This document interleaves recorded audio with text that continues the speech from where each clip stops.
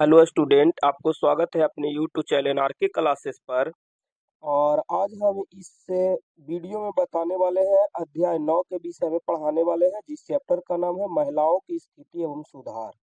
Class 8 के history से संबंधित ये चैप्टर है। तो चलिए इस चैप्टर के वीडियो देखते हैं और एक ही वीडियो में इस चैप्टर के पूरे प्रश्न के उत्तर करवाने वाले हैं।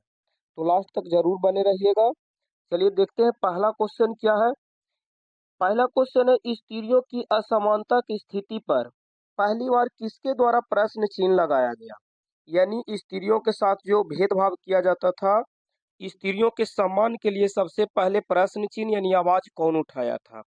तो सबसे पहले आवाज उठाया था अंग्रेजों के द्वारा उठाया गया था। इस प्रकार से पहला का आंसर हो जाएगा ऑप्शन नंबर का। दूसरा क्वेश्चन देख लेते हैं।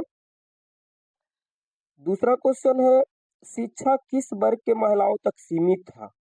पहले सभी महिला को पढ़ने का अधिकार नहीं था। शिक्षा जो है ये सिर्फ उच्च वर्ग के महिलाओं तक ही सीमित था। यानी निम्न वर्ग और मध्यम वर्ग के महिलाओं का पढ़ने का अधिकार नहीं था। तो याद रखना है, शिक्षा किस वर्ग के महिलाओं तक सीमित था, तो उच्च वर्ग के महिलाओं तक सीमित था। इस प्रकार से दूसरा का ऑप्शन हो जाएगा ग। तीसरा क्वेश्चन है, कानून के द्वारा सती प्रथा का अंत कब किया गया। कानून के द्वारा सती प्रथा का अंत 1828 ईस्वी में किया गया था। और 1828 ईस्वी में सती प्रथा के अंत कराने में राजा राम मोहन राय का बहुत बड़ा योगदान था। तो इस प्रकार से तीन के याद रखिएगा। ऑप्शन नंबर सती प्रथा को अंत कब किया गया, तो 1828 ईस्वी में। अगला क्वेश्चन देखते हैं। क्वेश्चन नंबर 4 है, विधवा पुनः विवाह के प्रति किसने अपना जीवन समर्पित कर दिया था। विधवा पुनः विवाह जो क्या था कि जिस महिला के पति मर जाता था उसे फिर से विवाह विवाह करने का अधिकार नहीं था।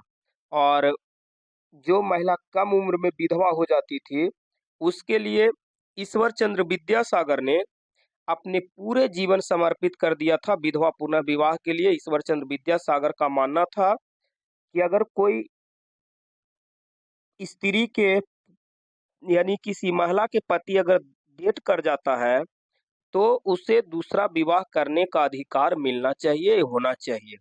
तो इस प्रकार से ऑप्शन नंबर इसका हो जाएगा का सही। अगला क्वेश्चन है, बाल विवाह निषेध अधिनियम किस वर्ष पारित हुआ था। बाल विवाह के मतलब है कि कम उम्र में शादी कर देना, उसी को बाल विवाह अधिनियम, कम उम्र के में जो शादी हो जाता था लड़की को, उसे रोकने के लिए लाया गया था।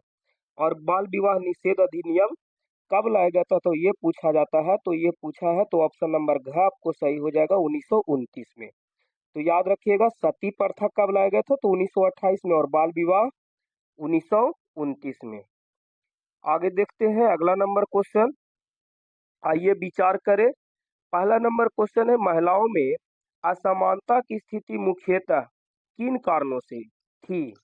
यानी महिलाओं में जो असमानता की स्थिति थी वो मुख्यतः किन किन कारणों से थी। महिलाओं के बीच असमानता, तो महिलाओं में असमानता की स्थिति मुख्य रूप से धर्म, संस्कृति और रूढ़िवादी सोच जैसे कारणों से थी।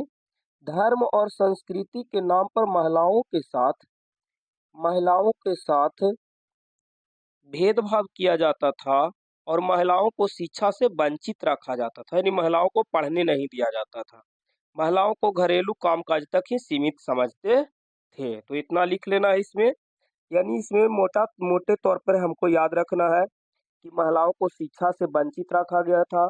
महिलाओं को पूजा पाठ करने का भी प्राचीन काल में अधिकार नहीं था। अगला क्वेश्चन देखते हैं, क्वेश्चन नंबर 2।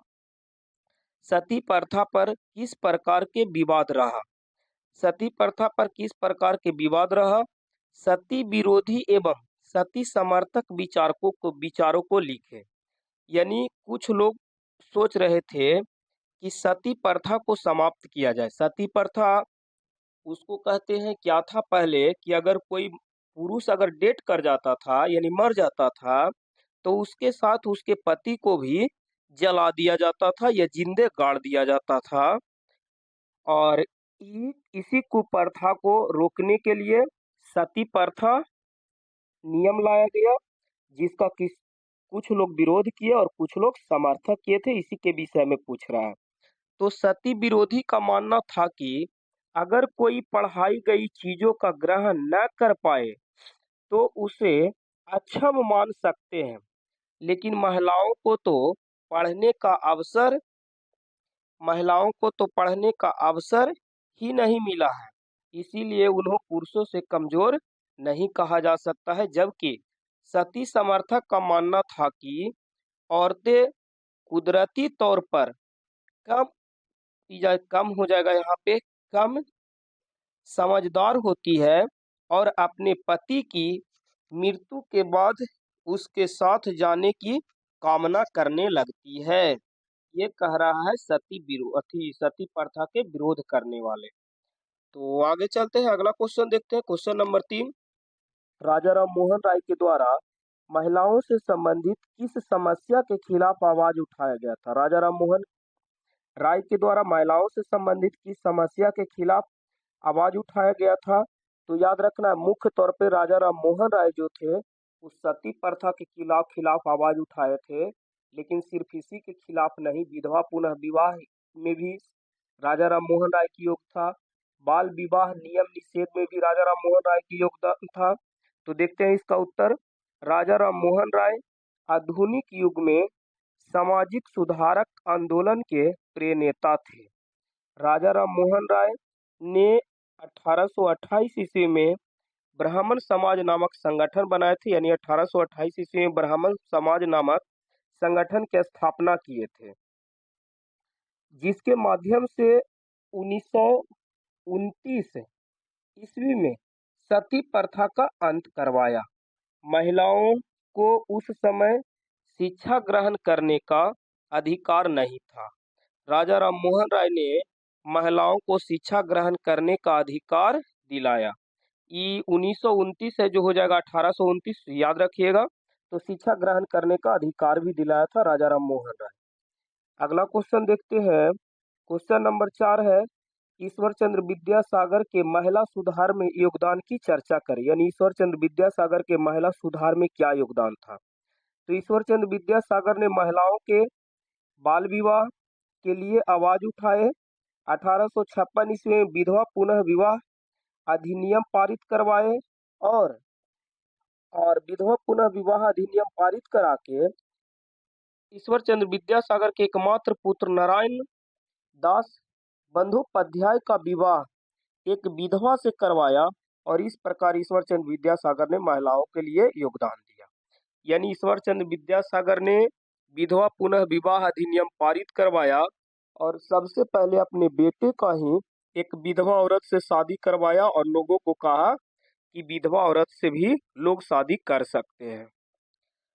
तो इस प्रकार अगला क्वेश्चन, 5वां क्वेश्चन देखते हैं। स्वामी विवेकानंद ने महिला उत्थान के लिए कौन कौन से उपाय सुझाए?